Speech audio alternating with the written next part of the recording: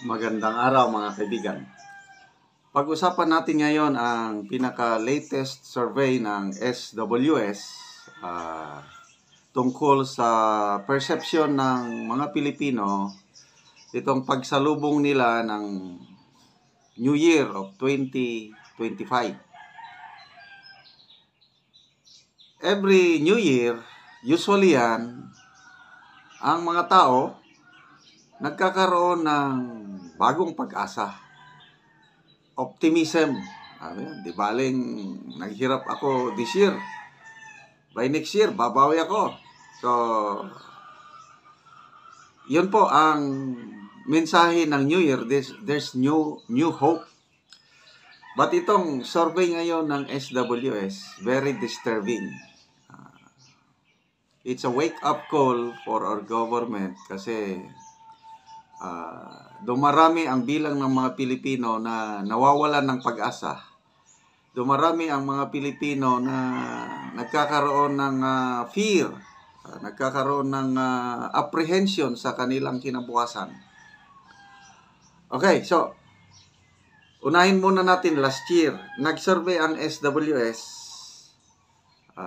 Ano ang pananaw ng Pilipino looking forward for the New Year with hope? So, 2023, patapos na. 2024, ano ang paningin ng mga Pilipino last year? Nako, medyo mataas pa. 96% of the respondents last year may pag-asa. So, mataas yun, which is good. Kasi noong 2023, hindi pa nagkakagulo. Wala pang away masyado. So, 96, no problem. Mataas ang level of hope ng mga Pilipino last year. Ngayon, ito na yung wake-up call. Sa survey ng SWS, conducted December 12 to December 18, 90% na lang ang nagsabi sa mga respondents na they are looking with hope for the new year. Nag-decrease po ng 6%. That's very significant.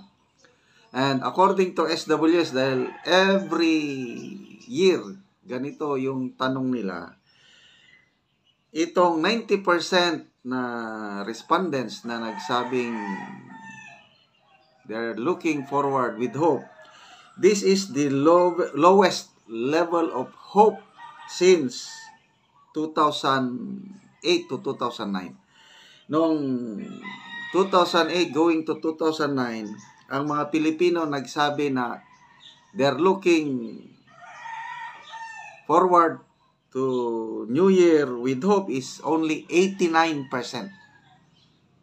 Mababa. So mamaya, siya sa atin na, bakit mababa ang level of hope noong 2008 to 2009? Ngayon, bumabalik yung level of hope na yun, mababa. Okay. Another tanong ng SWS is, entering the New Year with fear, apprehension.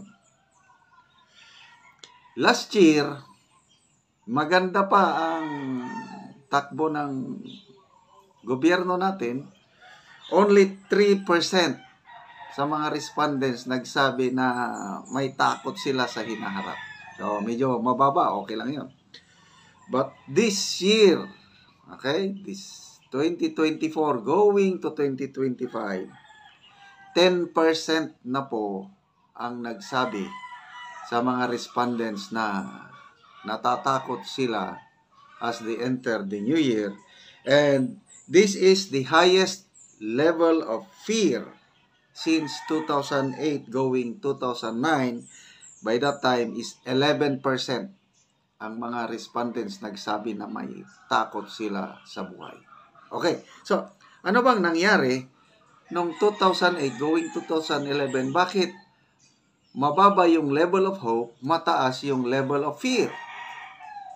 Nagkaroon po ng global food crisis or global financial crisis nung panahong iyon. Kaya, ayun, understandable na nawawalan ng pag-asa ang mga Pilipino o kaya nandun yung takot. Nung pandemic, global crisis din yun. Ang tanong, bakit ang mga Pilipino, panahon ng pandemic, panahon ni PRRD, hindi ganito kababa yung level of hope, hindi ganito kataas yung level of fear? Because of leadership. Para bang barko, ang ating bansa, barko, ang lakas ng bagyo, kailang marunong yung kapitan ng barko. Kaya ang mga pasahero, hindi masyadong natataranta kasi nandun si Tatay Captain Digong. Siya ang nagmamaniobra sa barko ng Pilipinas. Hindi nakaabot ng ganitong pagkawalan ng pag-asa or pagkaroon ng matinding takot sa kinabukasan dahil magaling ang leader natin nung pandemic. Ngayon, walang global food crisis, walang global financial crisis, walang pandemic. Bakit nagkakaroon tayo ng ganito na mababa ang level of hope, mataas ang level of fear pagsalubong sa New Year? To me, it's because of leadership. Tingnan nyo anong nangyayari ngayon sa budget natin na pipirmahan na daw ngayong December 30. Anong tawag? The most corrupt budget. So meron tayo ngayon is governance crisis, corruption crisis, leadership crisis. Meron tayo ngayon. So let's pray na sana malampasan natin ito. Kasi pahirap na pahirap ang